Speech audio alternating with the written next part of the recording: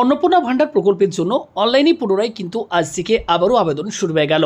আপনারা অনেকেই অপেক্ষায় ছিলেন, যারা অফলাইনে ফর্ম জমা দিতে পারেননি তারা অনলাইনে আপনারা ফর্ম ফিল আপ করার জন্য অপেক্ষা করছিলেন। তো আজকের ভিডিওতে আমি আপনাদেরকে কমপ্লিট A to Z একদম ফর্ম ফিল আপের সঠিক যে প্রসেস সেটি আমি আপনাদেরকে একদম সহজভাবে বোঝানোর চেষ্টা করব এবং লাইভ ফর্মটি ফিল আপ করুন, দেখাবো আপনারা ফর্মের কোন কলামে আপনাদেরকে কী লিখতে হবে, কোন কোন কলামগুলো আপনারা না ফিল আপ করলেও চলবে এবং কোন কোন ডকুমেন্ট আপনাদেরকে মেন আপলোড করতে হবে। অর্থাৎ কমপ্লিট আপনারা এই ভিডিওটি দেখলে একদম সহজভাবে আপনারা জেনে নিতে পারবেন এবং আপনি নিজের এবং অন্যেরও খুব সহজেই আপনি এই অন্নপূর্ণা ভান্ডারের ফর্মটি কিন্তু সঠিকভাবে ফিল আপ করে দিতে পারবেন। তো আসুন সম্পূর্ণ প্রসেসটি ভিডিওতে লাইভ আপনাদেরকে স্টেপ বাই স্টেপ দেখিয়ে দিই। যারা ভিডিওটি দেখছেন প্রত্যেকে লাইক করুন, ভিডিওটি শেয়ার করে দিন, আর চ্যানেলে নতুন হলে আমাদের বন্ধু টিউটোরিয়াল চ্যানেলটিকে সাবস্ক্রাইব করুন, পাশে থাকা ঘন্টার উপর ক্লিক করে অল অপশনটি অন করে রাখুন।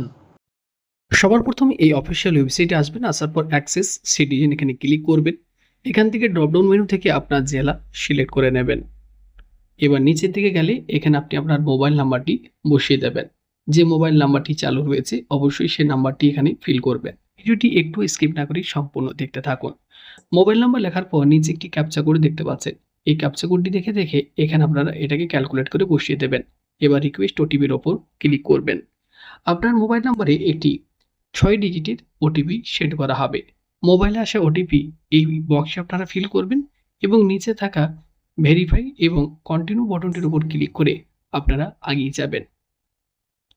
দেখুন ওটিপি আমরা ফিল করে দিয়েছি। এবার আমি ভেরিফাই এবং কন্টিনিউ বাটনে ক্লিক করে এগিয়ে যাচ্ছি। এবার আমাদের কাছে মেন ফর্ম ওপেন হয়ে গিয়েছে। কিভাবে ফর্মটি ফিল আপ করছি দেখুন। সবার প্রথমে রয়েছে নো নেম। এখানে আপনি আপনার পরিবারের যিনি হেড, তাতে আপনার বাবা হতে পারে। যদি বিবাহিত মহিলা হয়ে থাকেন, পরিবারে শুধু আপনার স্বামী হেড রয়েছেন আর কেউ নেই, সেক্ষেত্রে স্বামীকেও আপনি হেড এক্ষেত্রে লিখতে পারেন। এক্ষেত্রে আমি একজন মহিলার আবেদন করছি, তাই তার হাজব্যান্ডকে হেড অফ দ্য ফ্যামিলি আমি এক্ষেত্রে করেছি এবং তার নাম লিখেছি। তার ডেট অফ বার্থ যেটি রয়েছে এই ক্যালেন্ডার থেকে আপনারা ডেট অফ বার্থটি ফিল করে দেবেন। অর্থাৎ পরিবারের যিনি আপনার হেড রয়েছে তার নামটি দেবেন, তার ডেট অফ বার্থ ক্যালেন্ডার থেকে বসিয়ে দেবেন। এবার নিচে তার জেন্ডার মেল ফিমেল যেটা হবে সেটা সিলেক্ট করবেন। ক্যাটাগরি যেটা হবে আপনার ক্ষেত্রে সেটা সিলেক্ট করে নেবেন। এবার সেই ব্যক্তির আধার কার্ডের সাথে যে মোবাইল নাম্বারটি লিঙ্ক রয়েছে অর্থাৎ ফ্যামিলি হেডের, তার এখানে মোবাইল নাম্বারটি আপনারা বসিয়ে দেবেন। এখানে আপনার পরিবারে কতজন সদস্য রয়েছে, টোটাল কতগুলো মেম্বার রয়েছেন সেটা এখানে বসিয়ে দেবেন। ওকে, এখানে ক্যালকুলেট করে নেবেন কতজন মেম্বার রয়েছে আপনার বাড়িতে, সেটা এখানে আপনারা সংখ্যায় লিখে দেবেন। এবার নিচের দিকে গেলে বলা হচ্ছে ডিসেবিলিটি স্ট্যাটাস। এক্ষেত্রে প্রতিবন্ধী হয়ে থাকলে ইয়েস করবেন, নাহলে নো বাটনে ক্লিক করবেন। নিচে যাবেন, হেড অফ দ্য ফ্যামিলির আধার কার্ডের নাম্বারটি এখানে আপনি আধার কার্ড দেখে বসিয়ে দেবেন। যখনই আধার কার্ড নাম্বার বসাবেন নিচে আধার কার্ড আপলোডের অপশন চলে আসবে। এবার আধার কার্ডটি আপনি জেপিইজি পিডিএফ ফরম্যাটে স্ক্যান করে নেবেন। 50 থেকে 200 কেবির মধ্যে, এর বেশি হলে কিন্তু আপলোড হবে না। এখানে আপনি আপলোড ফাইলে ক্লিক করে আধার কার্ডে আপলোড করে দেবেন। নিচে পার্মানেন্ট অ্যাড্রেসের এখানে আপনি যে জায়গায় থাকেন সেই গ্রামের নাম বা শহরের নামটি এখানে আপনারা লিখবেন।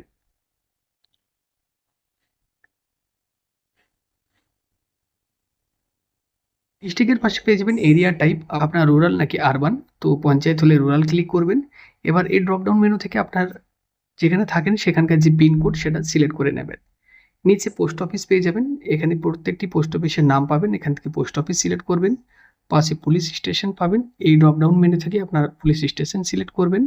এবার ব্লকের নাম এখানে আপনি পেয়ে যাবেন, ব্লকের নামটি সিলেক্ট করবেন। এবার আপনার গ্রাম পঞ্চায়েতের নাম এখান থেকে সিলেক্ট করে নেবেন। নিচের দিকে গেলে এবার হেড অফ দ্য ফ্যামিলির ভোটার কার্ডের নাম্বারটি ফিল করতে বলা হবে। এখানে আপনি হেড অফ দ্য ফ্যামিলির ভোটার কার্ডের নাম্বারটি বসিয়ে দেবেন এবং এখানে আপনার অ্যাসেম্বলি কনস্টিটিউয়েন্সি অর্থাৎ কোন বিধানসভার আন্ডারে আপনি থাকেন সেটা আপনারা এখানে সার্চ বটনে নাম দিয়েও সার্চ করতে পারেন, তাহলে চলে আসবে। নাম দিয়ে সার্চ করলে এখানে আপনার বিধানসভার নামটি দেখতে পাবেন। এখান থেকে আপনারা সেটিকে সিলেক্ট করে নেবেন। বিধানসভা সিলেক্ট হওয়ার পর আপনার পাশে পার্ট নাম্বার, আপনার ভোটার কার্ডের ডিটেলস দিয়ে আপনি পার্ট নাম্বার পেয়ে যাবেন। সেই পার্ট নাম্বারটি এখানে আপনি বসিয়ে দেবেন, কত নাম্বার পার্টে আপনার নাম রয়েছে। নিচের দিকে গেলে এপিক কার্ডটি এখানে আপলোডের অপশন আসবে, এখানে আপনি স্ক্যান করে রাখবেন, এখান থেকে আপলোড করে দেবেন। ভোটার কার্ড আপলোড হয়ে গিয়েছে। এবার নিচের দিকে গেলে নেক্সট বাটনে ক্লিক করবেন। পরবর্তী অপশন আপনাদের কাছে ওপেন হবে। আমি সম্পূর্ণ প্রসেসটি দেখাচ্ছি, একটু হয়তো ভিডিওটি লেন্থ বড় হবে, তাই ভিডিওটি স্কিপ করবেন না। কোনো একটি গুরুত্বপূর্ণ পয়েন্ট মিস হলে আপনার কিন্তু আবেদন করার সময় নিজের সমস্যা হতে পারে। এবার পরবর্তীতে বলা হচ্ছে do you have digital ration card, digital ration card আছে কিনা, তো এখানে ইয়েস করবেন।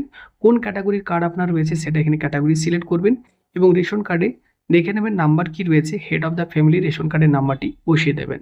এখানে কোনো রেশন কার্ড আপলোড করতে হচ্ছে না। নিচের দিকে গেলে নেক্সট বাটনে ক্লিক করবেন। এবার পরবর্তী পেজে দেখুন বলা হচ্ছে আপনার 3টির বেশি পাকা রুম বাড়িতে আছে কিনা, যদি থাকে ইয়েস করবেন, না হলে নো বাটনে ক্লিক করবেন। আপনার ফ্যামিলিতে নিজস্ব কোনো ল্যান্ড আছে কিনা, যদি থাকে ইয়েস করবেন, তাহলে ডিটেলস ফিল আপ করতে হবে, না থাকলে নো অপশনে ক্লিক করবেন। এবার বলা হচ্ছে আপনার পরিবারে আপনার ফ্যামিলিতে 4 চাকার এক্ষেত্রে নন কমার্শিয়াল গাড়ি আছে কিনা, যদি থাকে ইয়েস করবেন, না হলে নো অপশনে ক্লিক করবেন। কোনো হেলথ ইন্স্যুরেন্স আছে কিনা, যদি থাকে তার ডিটেলস দিতে হবে, গভর্নমেন্ট নাকি প্রাইভেটে। তো এক্ষেত্রে আমার নেই, তাই আমি নো করে দিলাম। নেক্সট করে আগিয়ে যাচ্ছি। পরবর্তী পেজে বলা হচ্ছে যে আমি এক্ষেত্রে ইনকাম ট্যাক্স দিই কিনা, অর্থাৎ এক্ষেত্রে ফ্যামিলি যিনি হেড তিনি ইনকাম ট্যাক্স দেয় কিনা, তো নো অপশনে ক্লিক করেছি। প্যান কার্ড আছে কিনা হেড অফ দ্য ফ্যামিলির বলা হচ্ছে, তো আমি ইয়েস করলাম এবং ফ্যামিলি হেডের প্যান নাম্বারটি এখানে আপনারা বসিয়ে দেবেন। যদি না থাকে নো অপশনে ক্লিক করবেন।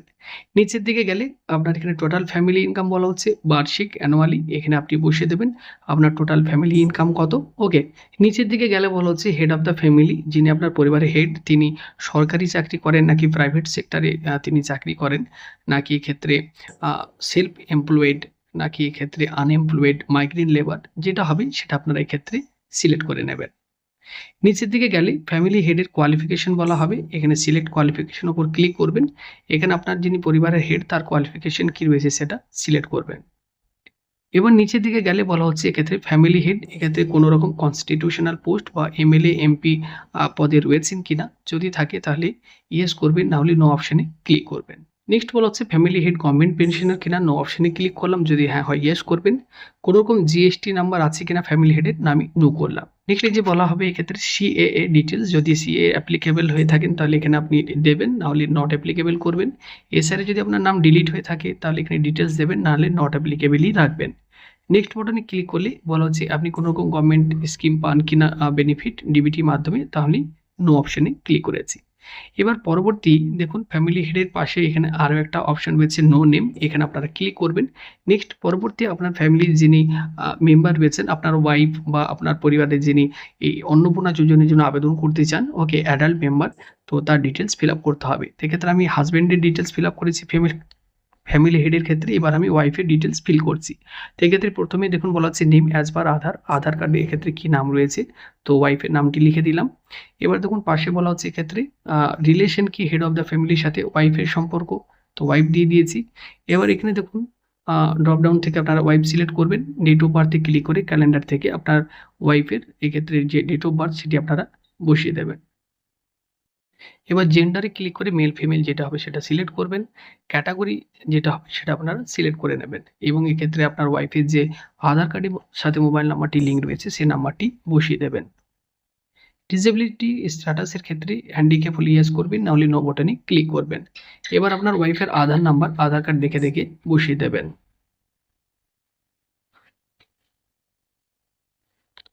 আধার কার্ড স্ক্যান অবশ্যই করে রাখবেন। আপলোড ফাইলে ক্লিক করে এক্ষেত্রে আপনার ওয়াইফের যে আধার কার্ড সেটি এখান থেকে আপনারা আপলোড করে দেবেন। ওকে, মনে রাখবেন 50 থেকে 200 কেবির মধ্যে হতে হবে। এবার আপনার ওয়াইফের যে ভোটার কার্ডের ডিটেলস অর্থাৎ ভোটার কার্ডের নাম্বার সেটি এখানে আপনারা ফিল করবেন।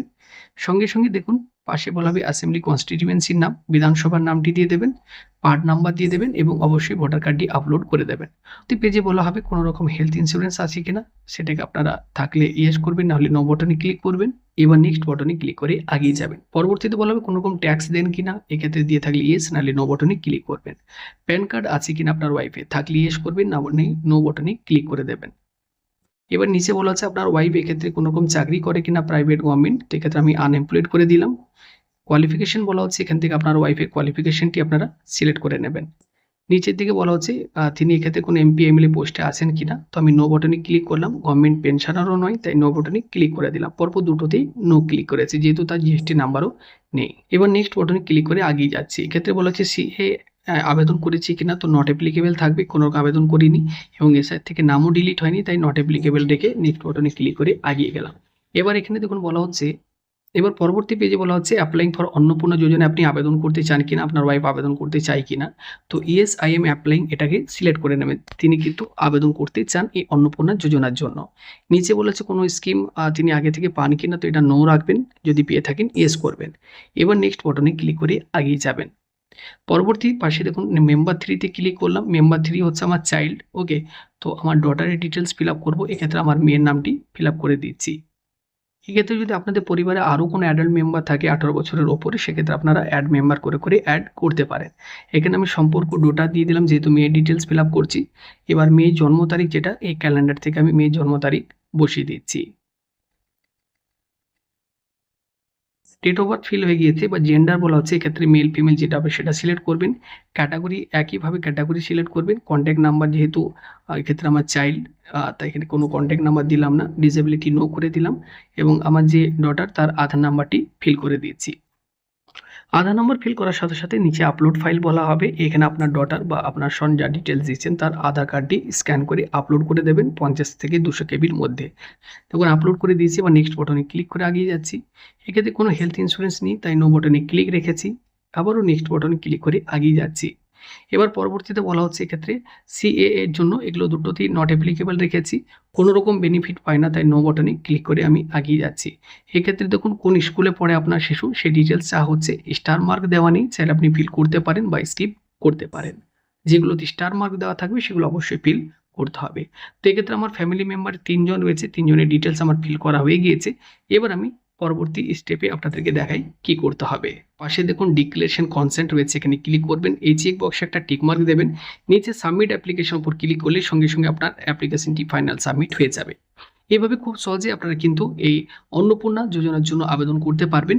আপনার পরিবারে যদি 4 জন 5 জন সদস্য থাকে এবং তারা যদি 18 বছরের ওপর হয়ে থাকে, সেক্ষেত্রে অ্যাড মেম্বার করে আপনারা অ্যাড করবেন। এক্ষেত্রে আমার 3 জন মেম্বার রয়েছে, তাই 3 জনের ডিটেলস আমি ফর্মটি ফিল আপ করে আপনাদেরকে দেখালাম। ভিডিওটি কেমন লাগলো কমেন্ট করে জানাবেন। ভালো লাগলে লাইক করে ভিডিওটি শেয়ার করবেন। কোনো প্রশ্ন থাকলে আমাদেরকে কমেন্ট করে জানাবেন। ধন্যবাদ।